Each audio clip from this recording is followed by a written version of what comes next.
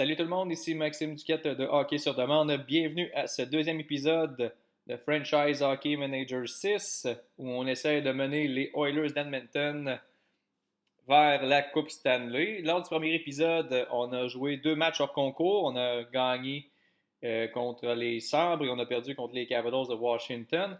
Euh, entre les deux épisodes, j'ai simulé quelques matchs hors concours pour qu'on puisse arriver plus rapidement à la saison régulière. Si je ne me trompe pas, on a remporté les deux matchs. On a joué contre le Canadien, entre autres. Puis l'autre équipe, je me souviens plus c'est qui. On va aller voir ça. Previous day. Il n'y avait rien. L'autre d'avant. On a gagné 2-1 contre le Canadien. On va aller voir qui avait inscrit les buts. Bon, Thompson avait marqué de Gallagher et Mété. On avait accordé le premier but. Ensuite, Cashen avait marqué de Benning et Clefbaum. Et Thomas Jurko qui avait marqué sur une passe de Ryan Nugent-Hopkins. Donc, c'était une victoire de 2-1. Et on avait joué un autre aussi. C'était ici contre les Kings. On avait remporté le match 5-3. Les buts avaient été inscrits, entre autres, par Yurko, de Nurse, Chiasson, McDavid, Yamamoto, Clefbaum. Ça, c'était en deuxième période. En première, il n'y avait rien eu. Puis en troisième, là, ça a été le festival du but. Là, on a eu Darnell Nurse qui avait marqué sur des passes de Nugent-Hopkins et Larson. Nugent-Hopkins avait ensuite marqué un but sur les passes de Granlund et Russell. Et McDavid avait complété aussi. Puis ensuite, on avait accordé deux buts là, pour terminer le match. Donc, deux victoires. Là, il reste deux autres rencontres hors concours à faire. Et la raison pour laquelle je n'ai pas simulé les matchs en question, c'est parce qu'on a des dossiers à régler. Il y a des joueurs là, qui vont avoir peut-être une dernière chance de se faire valoir parce que présentement, ils n'ont pas un gros camp. Je pense entre autres à Alex Chiasson, là, que je sais que c'est un vétéran dans le club, mais ses cotes ne sont pas très fameuses. Un joueur comme Yurko là, a fait mieux présentement depuis le début du camp. Donc, j'envisage peut-être là, de procéder à des changements. Il y a une chose que je suis convaincu par contre, c'est qu'on ne gardera pas Brandon Manning. On ne le gardera pas parce que, de un, il connaît un camp horrible. Là, ses cotes sont vraiment pas bonnes. Puis en plus, il y a juste 1,5 habileté puis 1,5 de potentiel. Puis un contrat de 2 250 000. Donc ça, lors du premier épisode, on avait constaté en voulant signer Patrick Marleau, qui d'ailleurs est à l'essai avec les Sharks de San Jose présentement, donc je ne peux pas le re-signer pour là. Mais si on avait un problème de cap salarial. Là. Donc si on peut se débarrasser de ce contrat-là, donc ce qu'on va faire, c'est qu'on va le shopper. On va voir si on va recevoir des offres pour lui. En espérant que oui, si on peut. Oui, on a plusieurs offres, même quasiment toute l'équipe entière, toute la ligue entière quasiment nous a fait une offre pour Brandon Manning. Donc le Canadien nous offre Christian Fallin, qui a des stats similaires, là, dans le sens que c'est un 1,5 partout lui aussi. Idéalement, j'aimerais savoir un choix au repêchage. Je ne sais pas s'il y a une équipe qui va nous offrir ça, mais on va faire le tour des offres et on va regarder ensuite là, ce qui serait plus intéressant. Ici, on a Martin Maricin, qui lui aussi c'est la même chose. Là, c'est 1,5 étoiles partout. Les Bruins nous offrent Steve Kampfer, même chose. Oh, un choix repêchage des Blackhawks. C'est un choix de 7e ronde, mais rendu là, tout ce que je veux, c'est me débarrasser du contrat et avoir 250 000 de plus sur ma masse. 2 250 000, évidemment, c'est ce que je voulais dire. Donc, je sais déjà que le Canadien, je ne vais pas accepter leur offre. Les Red Wings aussi nous offrent un choix de 7e ronde. Mais avant, on va rejeter les offres que je sais qu'on ne prendra pas. C'est sûr qu'à moins qu'on ait un joueur supérieur, ce qui m'étonnerait évidemment, je vais aller plus vers l'avenue du choix au repêchage. Reste à voir maintenant quelle équipe que je vais décider de choisir. On va y aller en ordre. Là. On va commencer par en haut. Derek Engelland du côté des Golden Knights, non. Le Wild qui nous offre Mike Liambos, non plus. Une étoile partout. Les Jackets, Nathan Gerby, non plus. Les Jets nous offrent un choix au repêchage eux aussi. Oups, c'est pas ça que je voulais faire par tout. Golden Knights, reject. Wild, reject. Columbus, reject. On peut-tu supprimer le message aussi? Ouais, on va y supprimer au fur et à mesure. Donc ça, au choix repêchage, c'est bon. Jared Taylor D. Way down. Mais non, merci, c'est très apprécié, mais non. Les Panthers, Tommy Cross. Non plus. C'est pas vraiment. Anaheim qui nous offre Yanni Akempa. Non plus. Tampa qui nous offre Braden Coburn. Mais non, merci. Ottawa qui nous offre Scott Sabourin. Non plus. Les Sharks qui nous offrent un choix repêchage. On va regarder ça. On va regarder ça. Ça aussi. Mark Hall plutôt. Non, on ne prendra pas ça. Les Caps qui nous offrent un choix aussi. Les Islanders, Seth Elgison. Non plus. Calgary qui nous offre. Oh, Brendan Davidson, l'ancien du Canadien. Mais non, merci. Euh, Arizona, c'est un choix. Ça, c'est un choix. Alex Biega, non plus. Buffalo nous offre un choix. Saint-Louis nous offre un choix. Pittsburgh nous offre Jack Johnson, mais il est pas très bien coté. Les Flyers, Nate Prosser. De toute façon, le but, c'est de pas d'accepter un autre contrat, c'est de se débarrasser d'un contrat. Donc, je pense qu'on a pas mal tous les choix au repêchage pour le reste, à part ici Matt Beleskey, mais on le prendra pas. Moi, je pense que je vais pencher évidemment vers Détroit parce que je pense que Détroit va connaître une saison un peu laborieuse. Donc, pour cette raison-là, on va avoir un choix plus élevé. Même si c'est un choix de 7e ronde, on va quand même se placer dans le meilleur scénario possible. Donc, on va compléter la transaction. Braden Manning qui quitte officiellement le navire des Oilers d'Edmonton. On va effacer les autres demandes. Donc, un contrat de débarrassé. Donc, ça, c'est un dossier réglé. Ensuite, regardez l'alignement présentement. Là, McDavid, on va le reposer un peu parce que, d'un, je ne veux pas qu'il se blesse pendant les matchs hors concours.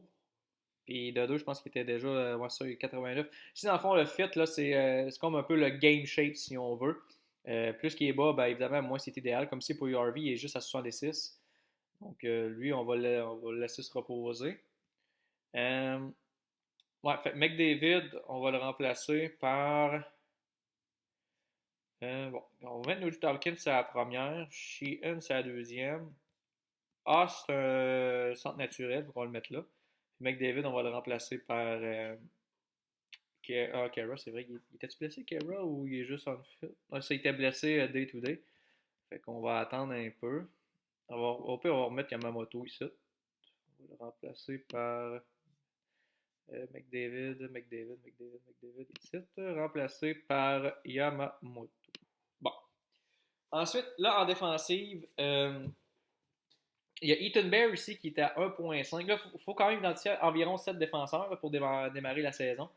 Fait que, mettons, à gauche, on a déjà Clefbaum, Nurse, puis Russell. À droite, on a Bouchard. Là, je pense que de plus en plus, je pense que je vais faire démarrer la saison à Edmonton. Là. Il y a encore une très belle cote après 2 autres matchs hors concours. Donc, je pense qu'on va le laisser à Edmonton. Larson. Ensuite, là, ça va être au poste de troisième défenseur droitier, qui a peut-être une bataille entre Bear et Pearson. Je vais juste vérifier au niveau contractuel si les deux doivent passer par le balotage. Bear, non. Puis Pearson, non. Donc, dans le pire des cas, s'il y a de quoi, on peut les envoyer là, dans la Ligue américaine. Donc, c'est un peu ça la bataille là, qu'il y a. Pour mettre ça fair, je vais habiller les deux joueurs. Donc, Benning, on va le reposer. On va le remplacer par Ethan Bear. On va mettre Larson sa première paire. Donc là, c'est un peu entre ces deux-là là, que le poste de sixième défenseur droitier va jouer. Et là, j'ai combien de défenseurs? J'en ai 1, 2, 3, 4, 5, 6, 7, 8. Donc, il va falloir que j'en coupe un d'ici la fin du camp. Ça va jouer entre Pearson et Bear parce que Benning, je vais le garder, il est 2 étoiles présentement en habileté. Il est plus haut que Bear et Pearson. Donc, je vais le garder dans l'alignement. Donc, le poste de 7e défenseur, 6-7e, là, ça va jouer entre Bear et Pearson, puis ils vont jouer les 2 derniers matchs en concours pour qu'on puisse départager tout ça. Ensuite, l'autre bataille, là, c'est un peu entre Yurko et Chiasson là, que j'envisage Ben quoi que Archibald, lui, je suis pas mal sûr qu'il finira pas commencera pas la saison à Edmonton. Il a juste 1,5 d'habileté. Et je pense qu'il n'a pas besoin de passer par le balotage. Mais oui, si. Non, il n'a pas besoin de passer par le balotage. Puis on s'entend que même s'il serait réclamé, disons que ça serait pas une grosse perte là, pour nous. Devant le filet, à date, mon meilleur, c'est Mike Smith. Une cote de 97. On se rappelle de son match de 52 arrêts lors du premier épisode dans la victoire contre les Sabres. En passant, j'ai pas encore joué avec les stratégies parce que je veux attendre d'avoir mon alignement officiel de la saison régulière pour regarder tout ça. Donc, on va laisser ça un peu free fall présentement. Donc, on va laisser ça comme ça. Et sinon, il y avait-il autre chose que je voulais mentionner avec qu'on débute le dernier droit? Brodiac, ceux qui vont revenir au jeu. Ouais, c'est sûr qu'il va y avoir des coupures éventuellement aussi à l'attaque, là, parce que bon, j'avais mentionné Archibald, mais tu sais, il y a comme Brodiac là, qui est blessé, mais qui revient, c'est un 2,5 étoiles, donc ça, on peut pas vraiment se passer de ça. Puis c'est un joueur de centre, donc probablement que As, il va débarrasser le plancher, quoi qu'il y ait 2 étoiles. En tout cas, on va regarder ça là, à la fin des 2 matchs hors concours. On va commencer par jouer le premier. On va mettre Koskinen devant le filet. On va préserver Smith présentement. Monter le volume si on veut un peu de son. En passant, j'ai tout customisé là, ou presque là, pour les joueurs et les arénas et tout ça. Donc, visuellement, là, ça va être encore plus beau. C'est sûr qu'il y en a des fois que des images disparaissent comme Vasilevski ici. Je ne sais pas pourquoi ça fait ça. Là. Mais sinon, la plupart là, sont pas mal là. Donc, on serait prêt à débuter cet avant-dernier match en concours, plutôt, contre le Lightning de Tampa Bay. Ils nous envoie la grosse machine devant le filet en Vasilevski. Puis l'autre base, ils ont pas mal mis, ouais, ça, ils ont pas mal mis leur gros nom. Donc, on va y voir ce que ça va donner. Mais d'après moi, je pense pas qu'on va remporter ce match-là.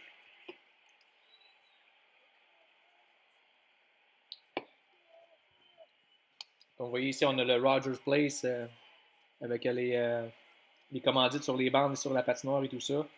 C'est quand même bien fait.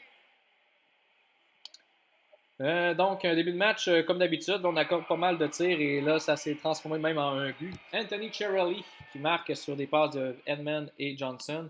C'était quel trio qui était sur la patinoire? C'était notre premier trio, je pense. Juste vérifier pour être sûr. Ouais, c'était notre premier trio. Donc, pas la meilleure façon de débuter un match.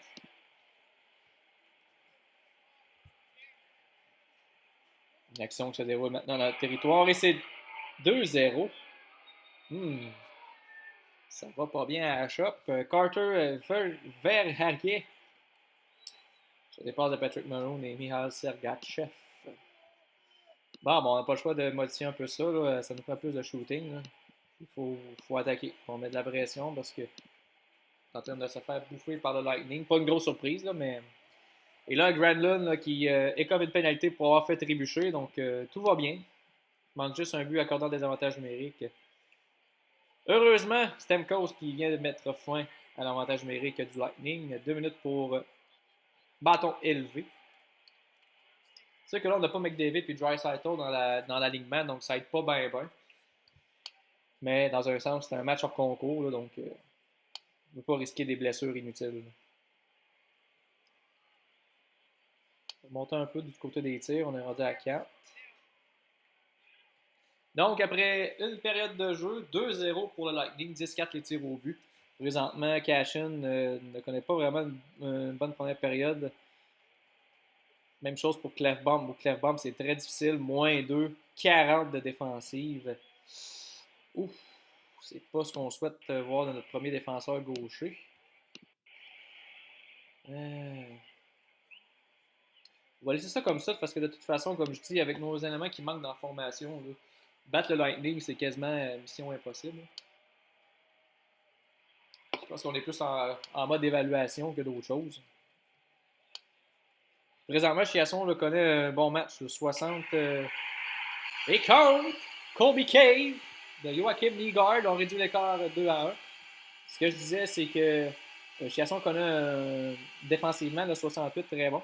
Et Yurko, lui, c'est un petit peu plus difficile, mais c'est pas alarmant non plus. Donc 2-1, on réduit l'écart contre le Lightning.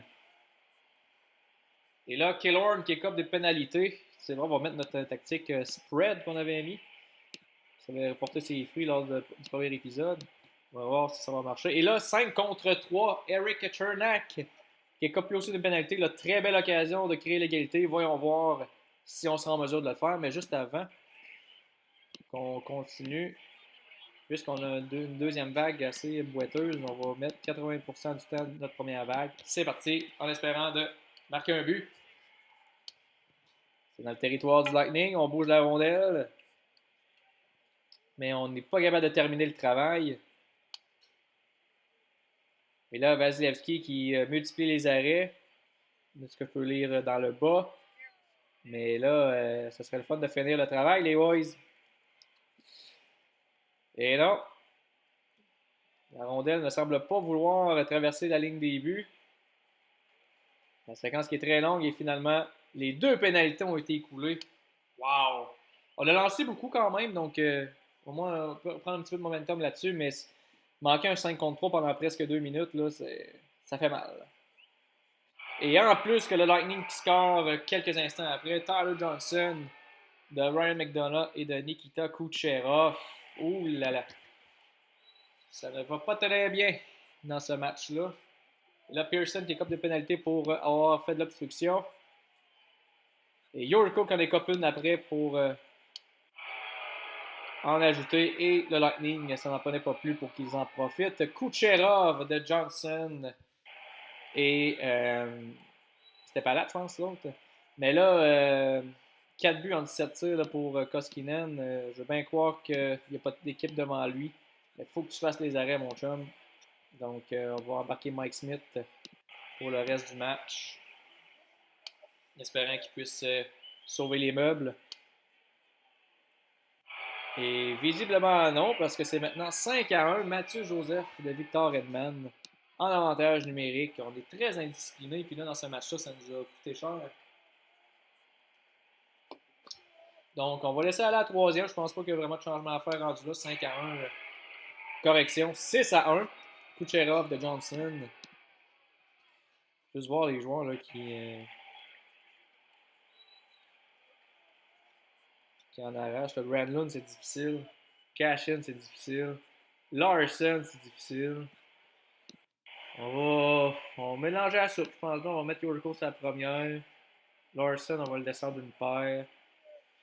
C'est pas mal ça, je pense bien. Hier, on va le monter ça à 2, par exemple. C'est parti. Au moins, j'aime mieux qu'on se fasse sacrer de voler de même en match préparatoire qu'en saison régulière. Mais il faut quand même dire que le Lightning, c'est une force, là.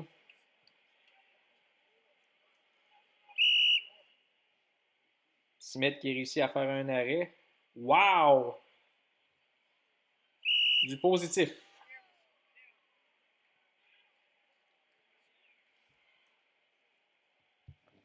Ça me semble que c'est pas pire un petit but, là, juste avant que le match finisse, là, pour que ça paraisse moins pire un peu.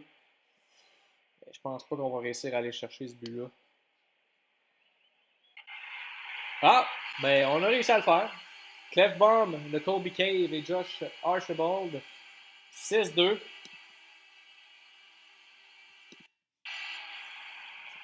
On va être full agressif. Hein? On frappe tout le monde. Hein? Tout dans le tapis. Soyons fous.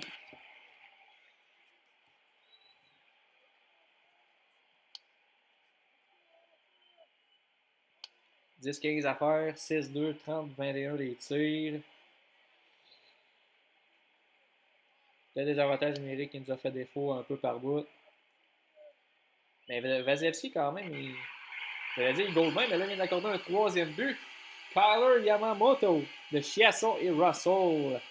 Réduit quart à 6-3. Et avantage numérique. Un petit 6-4 avec ça. Comment, les gars? Non. Je penserais pas. Non. Pas de 6-4, malheureusement. Et là, c'est Nurse qui, fidèle à son habitude, doit écoper sa pénalité. Sinon, il n'endort pas le soir.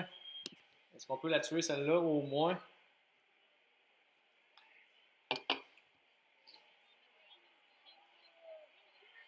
Date, on est bien parti. Et on a tué la pénalité. Et le calvaire qui est maintenant fini. Défaite de 6-3 contre le Lightning de Tampa Bay. Ça, on a les joueurs qui ont joué un mauvais match. Koskinen, effectivement, 4 buts en 17 lancés. Joueurs qui ont joué un bon match, Yamamoto, c'est vrai, il a quand même marqué un but. Donc, quand même un petit peu de positif. Mais là, on va regarder qu'est-ce que ça a donné au niveau des cotes. On avait dit que c'était pas mal. La lutte, c'était Eden Bear avec Pearson. Les deux sont pas mal identiques. On finit à 57 de cotes. Offensivement, Pearson a été meilleur, mais défensivement, Bear a été meilleur. Donc, on va leur donner une autre chance, les deux. Chiasson finit à 60. Il a marqué un but, si je ne me trompe pas, ou récolté une passe. C'est une passe qu'il a récoltée. Terminé even. Donc, un bon match pour lui. Et l'autre, c'était Yurko. 53, ça a été un petit peu plus difficile pour Domaš Yurko. Le vétéran là, qui a clutché au bon moment, mais il reste encore un match. Et je vais les laisser les deux dans l'alignement. On va reposer encore McDavid là, pour vraiment qu'il soit à 100% pour le match d'ouverture. Il ne risquera pas de blessure.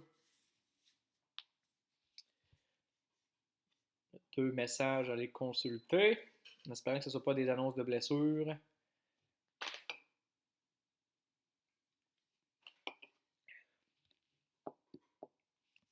Match mémorable pour Patrick Russell. C'est un de nos joueurs, ça. Récolté 3 buts et aucune passe. Bon match pour Russell. Bon match pour Torrey Krug. Bon, fait que on va se préparer pour le prochain match contre les Ducks. Bon, je pense qu'on va pas mal garder le même alignement.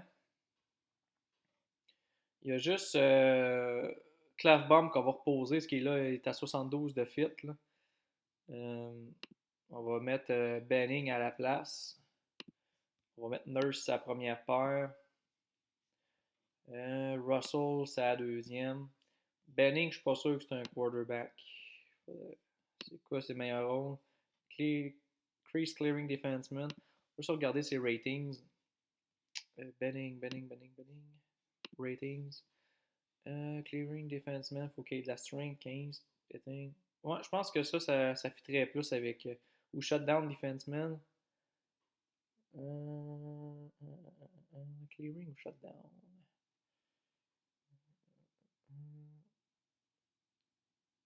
On va y aller avec Crease Clearing Defenseman. Je pense que ça va mieux.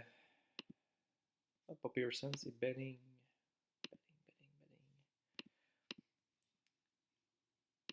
Ça va peut-être aller mieux pour lui. Sinon, on va starter Koskinen parce que Smith est à 74 de fit.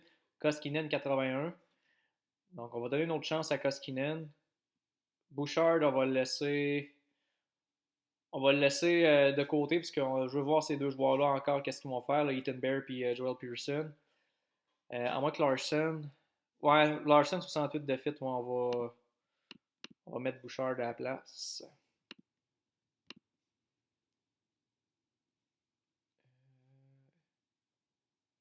Bouchard.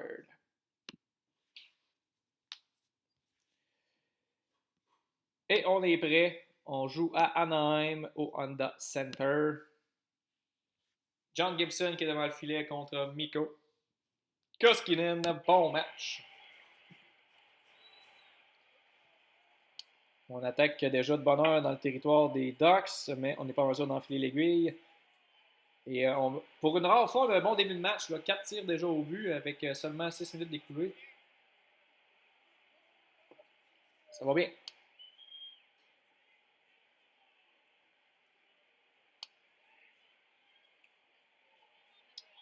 On est maintenant dans notre territoire. On réussit à la sortir. Tout est beau. À mi-chemin, pas beaucoup de tirs au but. Koskinen qui fait les arrêts.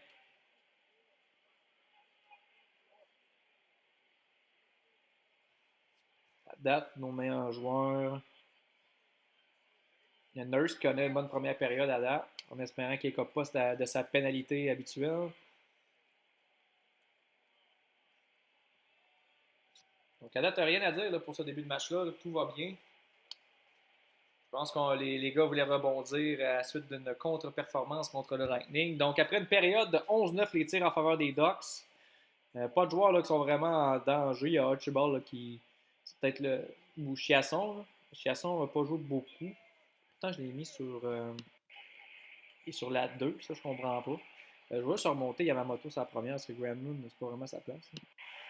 Donc, deuxième période, voyons voir ce que l'équipe nous réserve. Déjà une pénalité pour James Neal pour avoir accroché. Donc, notre penalty kill là, qui est mise à l'épreuve en début de deuxième. Là, la rondelle qui est pas mal dans notre territoire, ça va peut-être se terminer en but, cette histoire-là. Sortez là, les gars. Sortez là. Et là, on pas sorti. Ryan Getzlaf qui marque de Daniel Sprong et Braden Tracy. Notre penalty kill n'a pas fait le travail là-dessus. 1-0 pour les méchants. On est quand même dans le match. Là. On est à l'homme au niveau des tirs au but, mais là, on vient encore de pogner une pénalité. Donner de la bande pour Gaten Haas. Là, les gars, là, tuez là cette pénalité-là, s'il vous plaît. Là. 20 secondes encore. Est-ce qu'ils vont marquer? Non, on s'en est sorti cette fois-ci. Mission accomplie. Et là, l'attaque est toujours dans notre zone. Est-ce qu'on peut sortir la rondelle, s'il vous plaît? C'est fait. Mais aussitôt, on a la misère à sortir de notre zone, je pense. Mais encore là, il faut garder en tête qu'on est privé de nos deux meilleurs joueurs. Qui sont quand même des 4.5 et 5 étoiles, donc ça paraît ça sur une formation. Mais comme je dis, on est encore dans le match. 1-0, on n'est pas dans le trouble. Il faut juste trouver un moyen de créer l'égalité avec les effectifs qu'on a. Mais Koskinen connaît un bon match, ça c'est une bonne nouvelle parce que tantôt, 4 buts en 17 lancés, c'était pas ce qu'on appelle une bonne performance. Surtout que Mike Smith, lui, de son côté, connaît un bon camp. Donc, probablement que je vais aller avec garde partagée pour les gardiens. Je pense pas que je vais y aller avec un numéro 1 et un numéro 2. Les deux, c'est des 2.5 étoiles. Donc, il n'y en a pas un là, qui va être plus dominant que l'autre. Sauf si je vois vraiment qu'il y en a un qui est goal comme de la piste, puis que l'autre est goal sur sa tête. Là, oui, je vais donner plus de départ à lui qui va mieux. Mais sinon, je pense que je vais aller avec garde partagée pour le filet. Là, on est dans le territoire des Ducks, mais on n'est pas en mesure de mettre la rondelle dans le fond du filet. Et là, Donald Nurse! Sa pénalité habituelle. Merci beaucoup. On a retenu. J'espère que ça ne coûte pas un but. Non, on a réussi à la tuer. Et là, on va augmenter le tempo un peu. On va mettre un petit peu plus d'attaque. On va lancer un peu plus. Un petit peu moins de passes. Mettre un peu plus de pression. On va essayer de chercher ce but égalisateur-là. C'est parti pour la troisième. Ah, j'ai pas pensé de checker les joueurs. Il y a Kobe Cave là, que je vois ici qui ne connaît pas vraiment un bon match, mais il est déjà sur la 4 si je ne me trompe pas. Donc, il ne faut pas le descendre plus bas. Et les Ducks qui en ajoutent un deuxième. Adam Henrique de Andre Kasha de Corbinian Holzer. Oh, ça, c'est une claque au visage, par contre. Ça, c'est une claque au visage.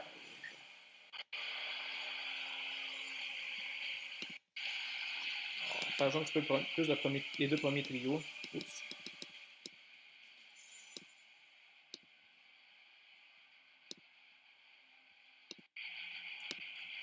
C'est parti pour le reste de la troisième.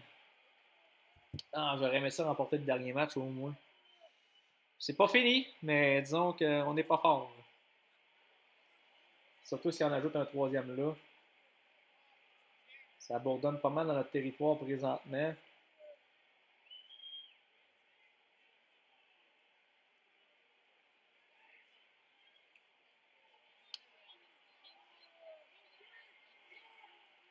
Ben, 21 les tirs, c'est quand même pas si pire.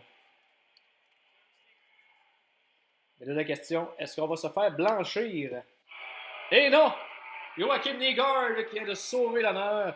Evan Bouchard qui a une passe là-dessus. Donc, encore une fois, continue sur son bon camp. Kobe Cave qui avait un match difficile récolte une mention d'aide là-dessus. Sa cote monte à 52. Mais c'est défensivement que c'est pas yaube. Donc, 11-56, on perd par un but. On est encore dans le match. On va voir si les Ducks vont répliquer à la suite de ce but-là. Et là, Michael Delzato, pénalité. Là, c'est notre occasion en or. J'oublie tout le temps de modifier les... Et boy! Ok, t'as un peu. Euh, Yurko va aller sa première, il a plus de skills. Premièrement, là, ils vont jouer 85% du powerplay. Ensuite, si on va dans les tactiques, on va essayer 1-3-1. Est-ce qu'on va réussir à créer l'égalité sur cet avantage numérique? La réponse dès maintenant. C'est parti. On est dans le territoire, ça va bien, mais on n'est pas capable d'enfiler l'aiguille.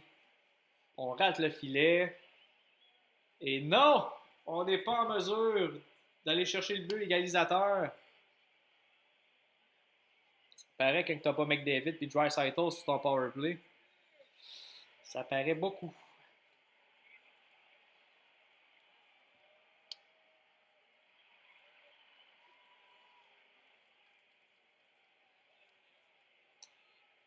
Fighting. Oh, Nurse qui se bat avec Cobrian Holzer. Nurse est vraiment fâché. Je sais pas pourquoi. Je lui donne du temps de glace, tout est beau, puis il n'est pas satisfait. Et là, Jacob Larson vient de prendre une pénalité. On a 45 secondes pour créer l'égalité. On va essayer de notre tactique, voir. On va y aller avec notre fameux spread. 45 secondes, c'est pas beaucoup. C'est parti. Et malheureusement, on s'incline 2-1. Match très défensif contre les Ducks d'Anaheim. Donc, on termine le camp d'entraînement avec 2 défaites consécutives. Pas bon pour le début de la saison, ça. Bon, maintenant, on va regarder nos batailles au sein de l'équipe. Eden Bear, 55 de rating, 59 de défensive, 49 d'attaque. Et l'autre, c'était Pearson, qui a connu un bien meilleur match, 64. Donc, je pense qu'on va envoyer Ethan Bear là, en bas.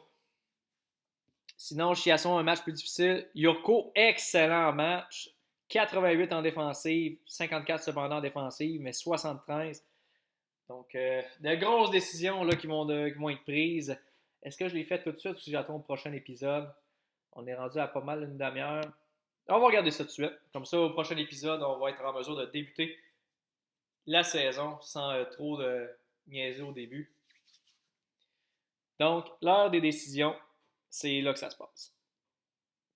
Il faut garder à peu près 13-14 attaquants, 7 défenseurs pour finaliser notre roster. Mais là, présentement, il y a des joueurs, par exemple, qui vont probablement rester parce que j'ai des blessures. Mais il va falloir faire quand même quelques coupures et penser à lorsque ces joueurs-là vont revenir, justement. Il y a Brodiac, là, je ne sais pas pour combien de temps qu'il y en a encore. Draisaitl devrait être prêt en principe pour la saison. Bon, j'ai tous ces joueurs-là qui doivent clairer les waivers. J'ai Sam Gagné. Intéressant ça par exemple. Sam Gagné. Draisaitl. Bon, fait que ces deux joueurs-là, ils sont prêts. Kyra et Draisaitl. Mais là, par exemple, il y a un joueur que j'aurais voulu évaluer, maudit, puis j'ai pas pensé. Sam Gagné. Je pense que je vais le garder comme 13e attaquant Gagné, parce que c'est un joueur que j'aimais bien.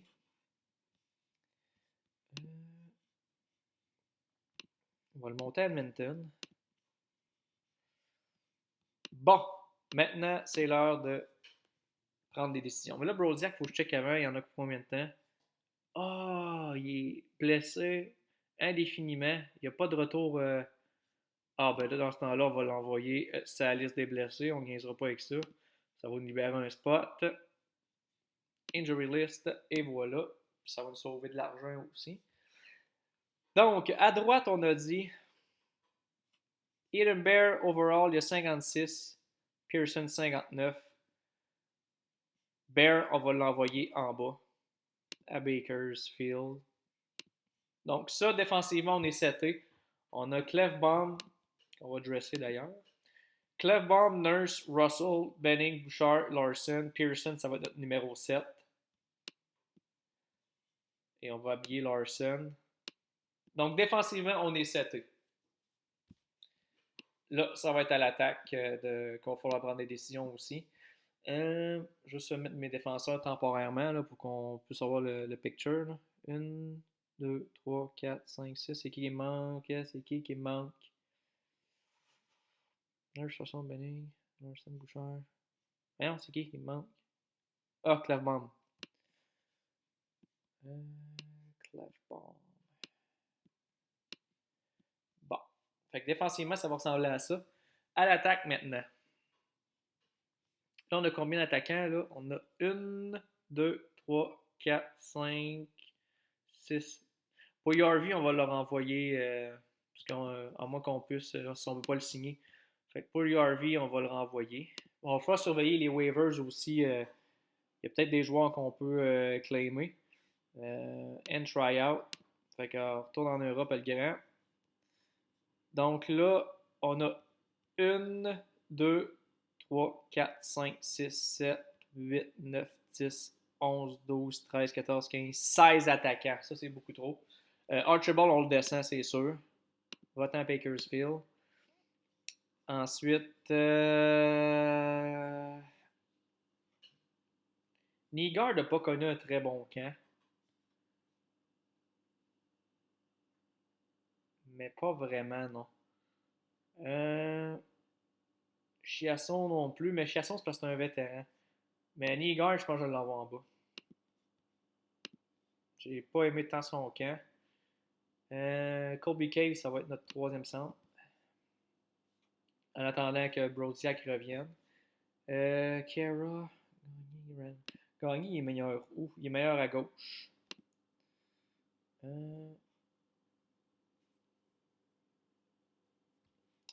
Granlund, évidemment, ça. Ah, c'est bon, on va habiller Draisaitl. Puis McDavid aussi. Fait que McDavid. Mettre là pour là. Donc, McDavid. Nugent Hopkins. Sheehan ou Cave, c'est la troisième. Sheehan. Yamamoto, c'est à 2. Draisaitl, c'est à 1. Granlund, c'est à 3. Yurko, c'est à 3. Là, à droite, j'ai Chiasson. Ok, Yurko, c'est un droit, allié droit. On va le mettre là. Cashin, c'est à 4. Fait que ça ressemblera à ça. Mais à la place de A, un peu, j'ai Kara aussi, mais il n'est pas encore tout à fait. Ouais, c'est ça. Gagné, je pense que j'aurais pas le choix de le laisser en bas finalement. À moins que j'envoie As, mais quand même qu'on a pas pire qu'un, 64. Hmm. Euh... Bon, on va envoyer gagner en bas, finalement. S'il est claimé, il sera claimé. Donc, notre alignement partant ressemblera à ça. Il y a juste Kara que je vais remplacer par. De toute façon, Kara va revenir au jeu.